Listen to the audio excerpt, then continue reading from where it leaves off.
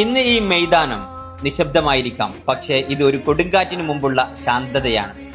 കുനിയയിലെ ഈ മണ്ണ് നാളെ സാക്ഷ്യം വഹിക്കാൻ പോകുന്നത് നൂറ്റാണ്ടിന്റെ ചരിത്രത്തിനാണ്.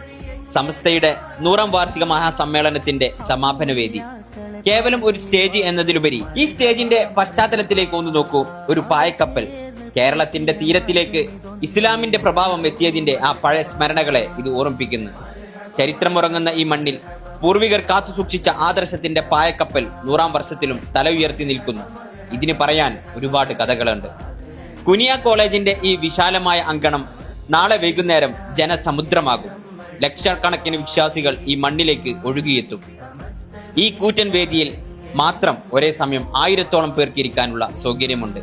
പ്രൗഢഗംഭീരമായ ആ സദസ്സിനു മുന്നിൽ ഈ ചരിത്ര നിമിഷം പൂവണിയാൻ ഇനി മണിക്കൂറുകൾ ബാക്കി. നൂറ്റാണ്ടിന്റെ ഈ മഹാസംഗമത്തിന് സാക്ഷ്യം വഹിക്കാൻ കുനിയ ഒരുങ്ങിക്കഴിഞ്ഞു. വാക്കുകൾ കൊണ്ട് വിവരിക്കാൻ കഴിയാത്ത ആവേശം നേരിട്ട് അനുഭവിക്കാൻ നിങ്ങളും ഉണ്ടാവണം.